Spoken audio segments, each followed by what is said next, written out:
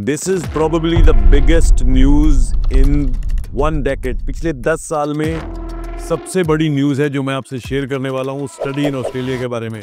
India पिछले तकरीबन 10 साल से लेवल 3 में था। कब लेवल 2 में इंडिया था? आज फिर ऑस्ट्रेलिया ने वो कर दिखाया जो और कोई भी कंट्री नहीं कर सका। I think they will be the winner here. क्यों इसको इतना एक न्यूज बना के प्रेजेंट किया? क्योंकि वो एक मैसेज देना चाहते हैं, वो बताना चाहते हैं दुनिया को और स्पेशली इंडिया के यूथ को। तो DHA जो कि डिपार्टमेंट ऑफ होम अफेयर्स है, वो दोबारा अपनी कमर कस देगा और इंडिया हो सकता है दोबारा लेवल 3 में आ जाए।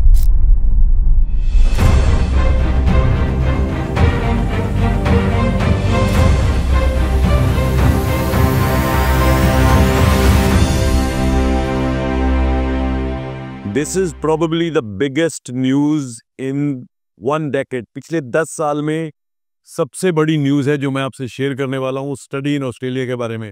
और ये बिग जैकपॉट है इंडियन स्टूडेंट्स के लिए, अगर आप अभी समझ सकते हो इस चीज को।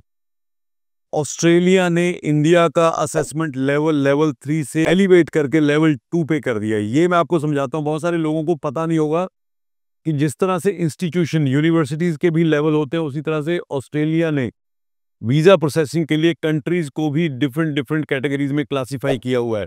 लेवल 1, लेवल 2, लेवल 3 और लेवल 4 भी शायद है। लेवल 4 वो कंट्रीज हैं जो वॉर जोन में हैं, जिनको ऑस्ट्रेलिया वीजा आम नागरिकों को नहीं देता। इंडिया पिछले तकरीबन 10 साल से लेवल 3 में था। कब लेवल 2 में इंडिया था? आज से 13 या 14 साल पहले जब SVP शुरू हुआ था 2012 में, उस टाइम पे इंडिया को 3-3.5 साल के लिए ऑस्ट्रेलिया ने लेवल 2 में एलिवेट करके किया था। और जो लोग उस टाइम के जानते हैं किस तरह से वीजा प्रोसेसिंग होगी, तो मैं आपको याद करवा देता हूं अगर आपको नहीं पता। COE was termed as a visa. COE अकेली लगाने से, साथ में मेडिकल और इनकम लगाने पे भी वीजा आते थे ऑस्ट्रेलिया के, और एक दिन के अंदर वीजा आते थे। तो ये इम्पैक्ट था इंडिया का असेसमेंट लेवल 2 में आने का। आज फिर ऑस्ट्रेलिया ने वो कर दिखाया जो और कोई भी कंट्री नहीं कर सका। I think they will be the winner here. आप अगर देखोगे तो इस टाइम पे सारे कंट्रीज ने कोई ना कोई अनसर्टेन मैसेजिंग की है। स्पेशली अगर मैं यूएस की बात करूं तो यूएस ने तो बिल्कुल ही हमारा मन खट्टा ही कर दिया है कि भाई यूएस में पता नहीं वहां पे वो क्या होगा, किस तरह से ट्रीट करेंगे, क्या करेंगे क्या नहीं करेंगे। उसके बाद H1B वीजा के लिए उन्होंने कंडीशंस लगा दी हैं। तो कहीं ना कहीं जो ब्रिलियंट स्टूडेंट्स हैं, ब्रिलियंट माइंड्स हैं, जिनकी फर्स्ट चॉइस हमेशा से यूएस रही है, वो माइंड को कैप्चर करने के लिए ऑस्ट्रेलिया ने ये किया है। अगर आप देखो पिछले तकरीबन 6 महीने से ऑस्ट्रेलिया में इस टाइम पे इंडिया की जो वीजा प्रोसेसिंग का जो सक्सेस रेट है, specially in universities, that is as good as level 2 country के लिए। तो ये उन्होंने किया क्यों? Why did they make it now? क्यों इसको इतना एक न्यूज बना के प्रेजेंट किया? क्योंकि वो एक मैसेज देना चाहते हैं, वो बताना चाहते हैं दुनिया को और स्पेशली इंडिया के यूथ को कि Australia is one country which is welcoming you with open arms. अभी आपके हाथ में, आप इस अपॉर्चुनिटी को यूज करते हो कि नहीं करते हो। और मैं आपको ये भी बता दूं, ये ज्यादा लंबे समय तक चलने वाला नहीं है। मुझे लगता है कि ये ज्यादा से ज्यादा 2 इंटेक्स तक चलेगा। क्यों? उसके पीछे भी एक रीजन है। हमारे यहाँ पे कुछ ऐसे लोग हैं जो अनस्क्रैपलस मीन्स से लोगों को बाहर भेजने की कोशिश करेंगे। वो बहुत सारे लोगों को प्राइवेट कॉलेजेस में फाइलें लगाएंगे जहाँ पे GT के नाम पे कुछ नहीं होता, और अनफॉर्चुनेटली ये सारी चीज़ें पकड़ में आ जाएंगी। और जैसे ये सारी चीज़ें पकड़ में आएंगी तो DHA जो कि डिपार्टमेंट ऑफ होम अफेयर्स है, वो दोबारा अपनी कमर कस देगा और इंडिया हो सकता है दोबारा लेवल 3 में आ जाए। बट उसके लिए आपका क्या रोल है? आपके लिए रोल ये है कि आपको अपना एजेंट बहुत ध्यान से चुनना है। आपको उस एजेंट को चुनना है अपनी फाइल लगाने के लिए जिसके पास ऑस्ट्रेलिया की यूनिवर्सिटीज के अग्रीमेंट्स हैं उसके नाम पे। नंबर 1, जरूरी नहीं कि सारी यूनिवर्सिटीज हो, 1, 2, 3 हो, कोई दिक्कत नहीं, but at least that tells you कि वो जो एजेंट है उसकी कोई ना कोई स्टैंडिंग है, एथिक्स है, and he or she knows the process. Number 1। Number 2, Australia की एक एसोसिएशन है एजेंट्स की जो ऑस्ट्रेलिया की एजुकेशन को प्रमोट करते हैं, जिसको वैलिडेशन ऑस्ट्रेलियन एम्बेसी भी देती है। उसका नाम है, मेरे नाम मुंह से आपने बहुत बार सुना होगा, ARI उसको बोलते हैं हम शॉर्ट फॉर्म में, बट अगर उसकी एब्रीवेशन की बात करूं वो AAERI, which is association of Australian education representatives in India. तो ये भी एक ऑस्ट्रेलियन एम्बेसी के मिस्टर टॉम काल्मा थे, who was working in India embassy office. 1996 में उन्होंने ये एसोसिएशन बनाई थी, और इंडिया के कुछ चुनिंदा कंपनीज ही हैं जो इस एसोसिएशन की मेंबर हैं। उन्हीं कोशिश करिए कि जो आपका एजेंट हो वो एरी मेंबर हो, क्योंकि अगर उसके पास यूनिवर्सिटी एग्रीमेंट्स हैं प्लस वो एरी मेंबर है, तो कहीं ना कहीं आपको एक राहत की सांस मिलेगी कि भाई आपके एजेंट को प्रोसेस पता है।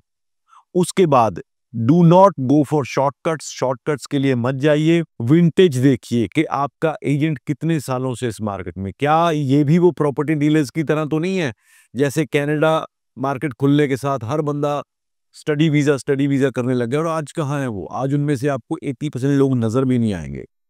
तो ये भी बहुत जरूरी है कि आपकी जो एजेंसी है जिसके थ्रू आप फाइल लगा रहे हैं उसकी विंटेज क्या है, कब से वो काम कर रहे हैं। जैसे जुपिटर कंसल्टेंट्स पिछले 24 साल से 2001 से काम कर रहा है। तो ये चीजें हैं जो आपको देखनी है। But the biggest message in this step is to attract maximum students for good universities, good programs, and giving the message to the world, in comparison to what has happened in USA, कि Australia means business. Australia में आप आइए, हमारी universities में पढ़िए, अच्छे courses में पढ़िए, स्किल कोर्सेज में पढ़िए, और अपनी पूरी एजुकेशन कीजिए वहां पे। Utilise the post study work permit up to 5 years after you finish the study, and then you are of course needed in the system to run the economy. तो ये एक बहुत ही इंपॉर्टेंट मैसेज है Australia की तरफ से, और मेरी तरफ से एक आपके लिए मैसेज है। बहुत सारे ऐसे स्टूडेंट्स होंगे, पेरेंट्स होंगे जो इस वीडियो को सुन रहे होंगे, देख रहे होंगे। आपके बच्चों में आई वुड से अप्रॉक्सीमेटली 70-75% बच्चे ऐसे होंगे जिनकी एडमिशन, जिन्होंने अभी इस साल डोमेस्टिक कॉलेजेस में, यूनिवर्सिटीज में एडमिशन करवाई है। अगर आपके बच्चे ने एक अच्छे कोर्स में, अच्छी इंस्टीट्यूशन में, अच्छी यूनिवर्सिटी में एडमिशन ली है, good luck, I wish you all the best. But अगर सिर्फ इस डर से कि बाहर पता नहीं वीजा लगेगा नहीं लगेगा, क्या करेंगे क्या नहीं करेंगे, आपने एक मीडियोकर कॉलेज में, मीडियोकर कोर्स में एडमिशन ले लिए, तो आई वुड से कि यू विल बी, जिसे कहते हैं wasting your time and energy and money. तो अभी भी आपके पास अपॉर्चुनिटी है। You can look for January and February intake in Australia, और believe you me, this is much much better destination than any other western country destination. Climate बिल्कुल हमारे जैसा, इट्स कंट्री ऑफ इमिग्रेंट्स, और वहां पे लोग बहुत वेलकमिंग हैं हर तरफ से। Economy is doing very good. Different cities में आपको अलग अलग इंसेंटिव्स है, रीजनल एरियाज के अलग अलग इंसेंटिव्स, और आपको पता है मैं बार बार रोज वीडियो बनाता हूं और आपको कोशिश करता हूं बताने के लिए। तो दोस्तों, इस वीडियो को मेरी रिक्वेस्ट है आप ज्यादा से ज्यादा शेयर कीजिए, लोगों तक पहुंचाइए, ताकि उनको पता चले ऑस्ट्रेलिया ने अपने दरवाजे, ये स्पेशली मैं बोल रहा हूं इंडियंस के लिए। क्यों?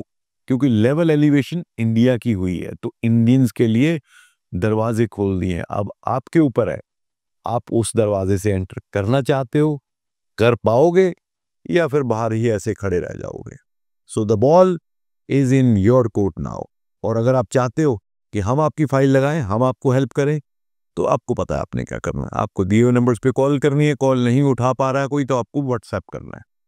But we will be more than happy to assist you. आप कहीं से भी हो, इंडिया से, किसी भी सिटी से हो, किसी भी स्टेट से हो, I am more than happy to speak to you. आपने वीडियो कॉल पे बात करनी है, अपने फोन पे बात करनी है, आपको यहाँ पे विजिट करने की जरूरत नहीं है। अगर आप बहुत दूर रहते हो, अगर आना चाहते हो, we are in sector 17A पिछले 24 सालों से। कभी भी आइए। Thank you so much.